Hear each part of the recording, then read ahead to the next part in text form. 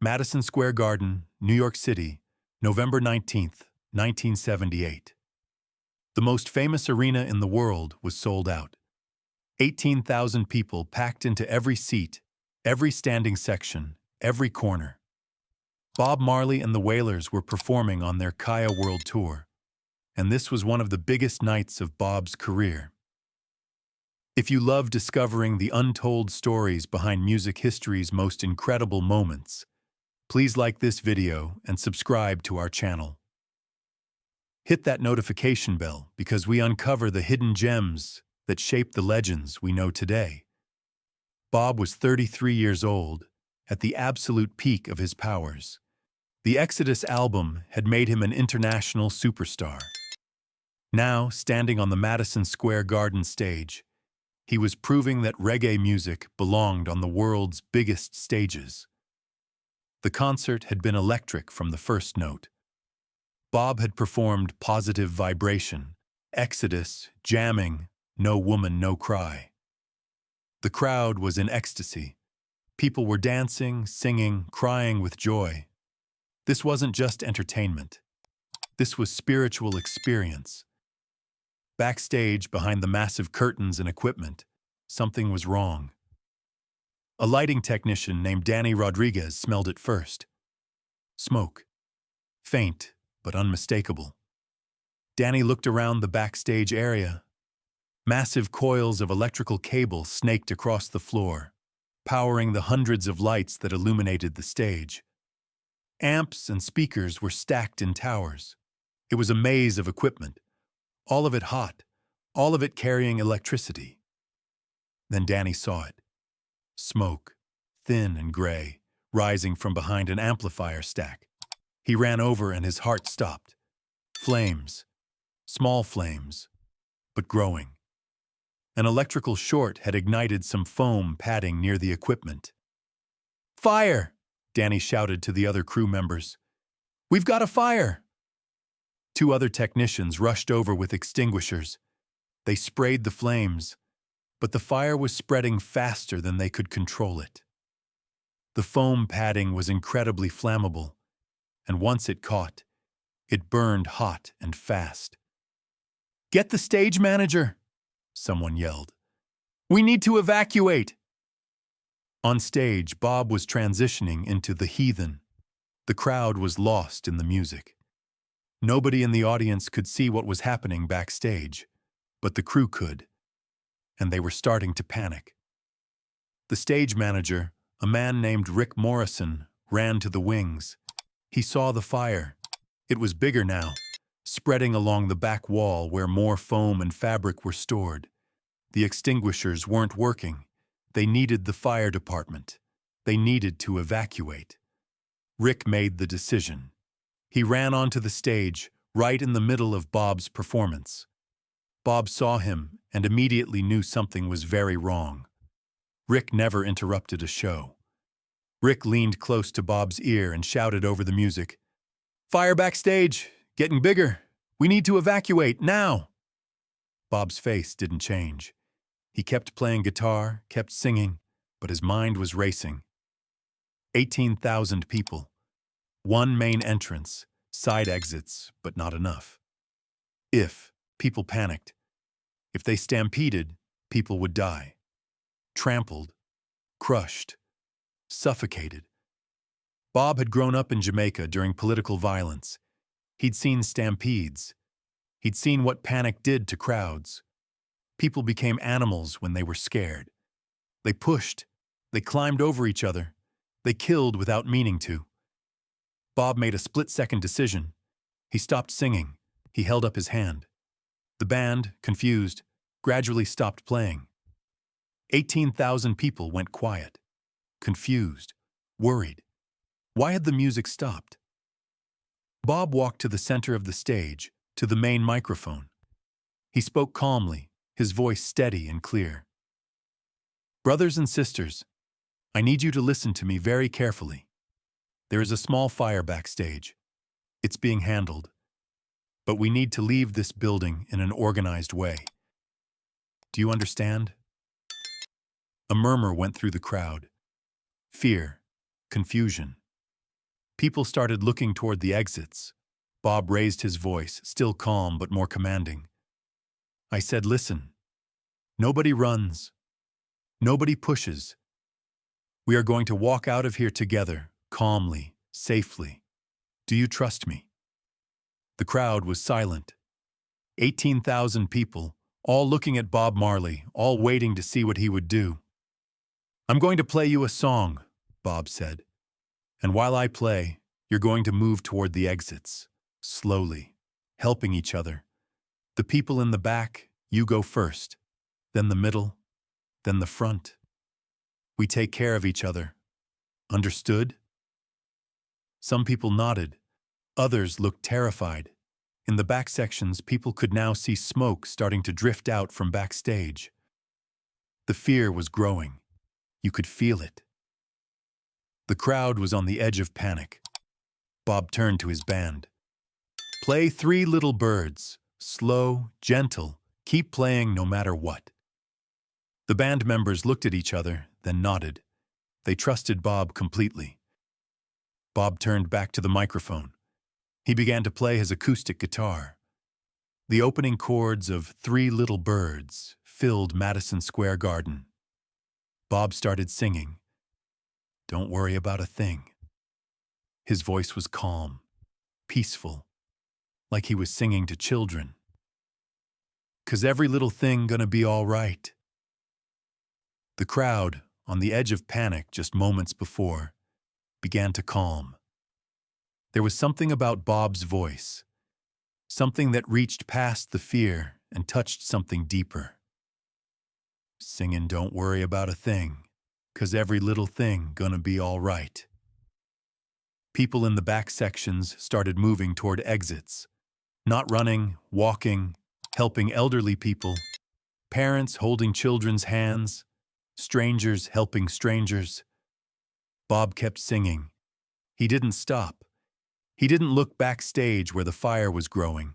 He kept his eyes on the crowd, kept his voice steady, kept the music flowing.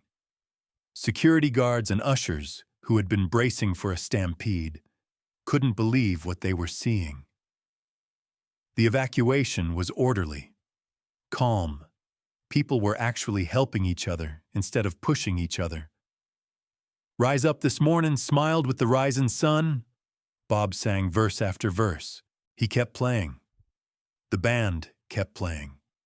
And 18,000 people kept moving, slowly, safely, toward the exits. Backstage, the fire was getting worse.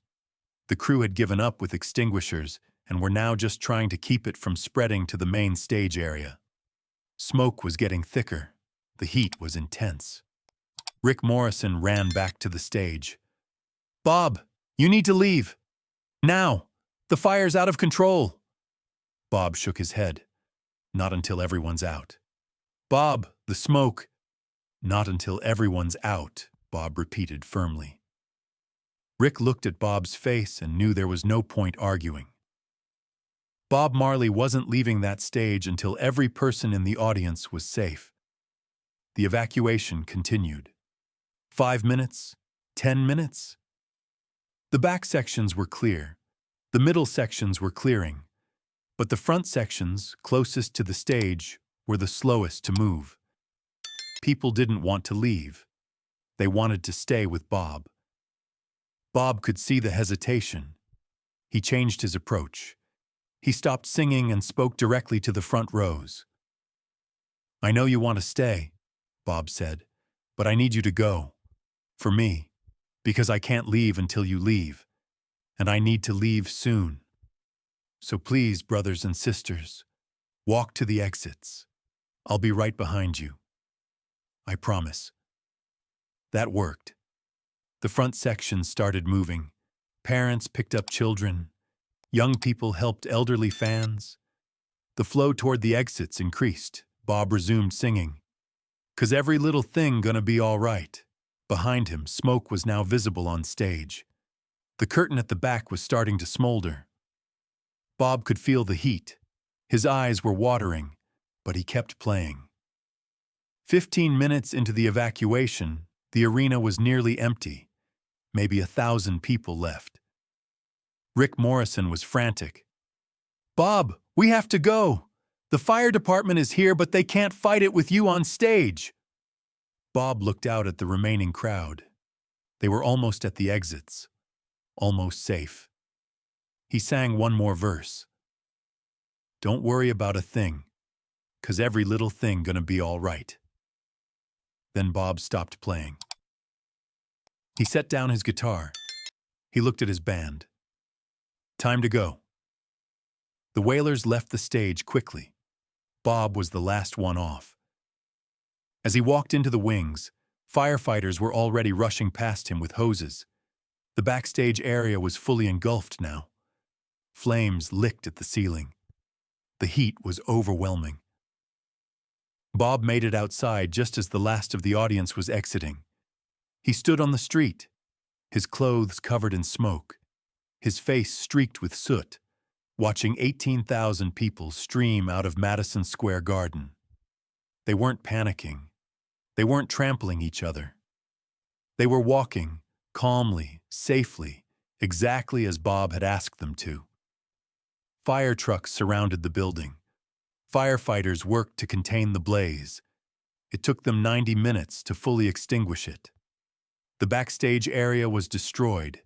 Tens of thousands of dollars in equipment was ruined. But nobody was hurt. Not one person.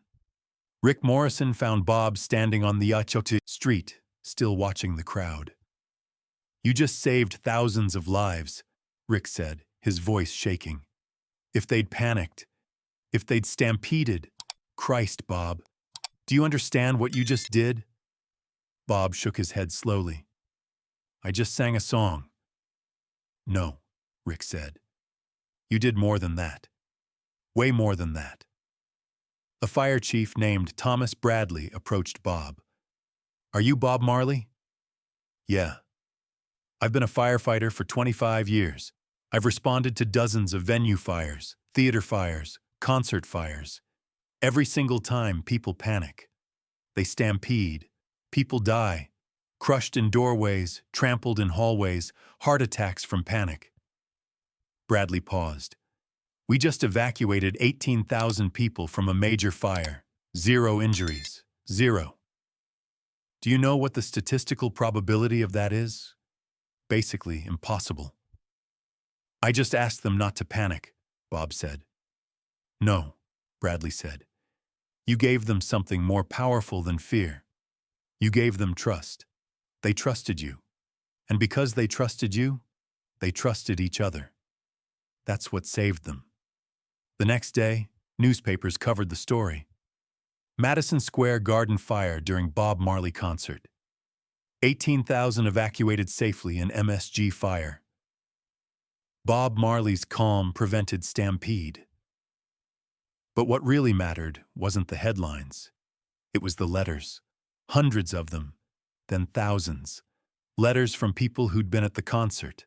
Letters from parents thanking Bob for saving their children.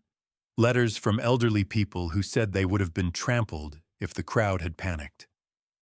Letters from people who'd been at other disasters, other stampedes, who knew how bad it could have been.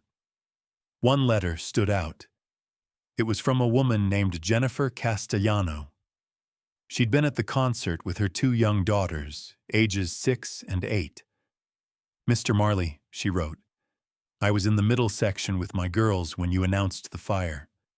I felt people around me start to push. I was terrified. My daughters were crying. I thought we were going to die. But then you started singing. And everything changed." The man who'd been pushing me stopped. He looked at me and said, "Let me help you." He picked up my youngest daughter and carried her to the exit. A stranger. He carried my child to safety because you showed him how to be calm. You didn't just save our lives. You showed us that humans can be good to each other, even when we're scared. Thank you. Thank you. Thank you. Bob kept that letter for the rest of his life. Years later, Rick Morrison gave an interview about that night.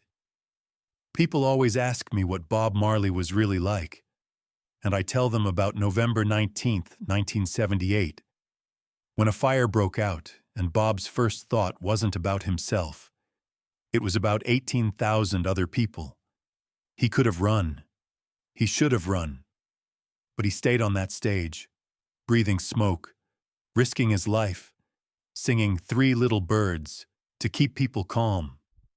That's who Bob Marley was. Not just a musician, a shepherd, a protector.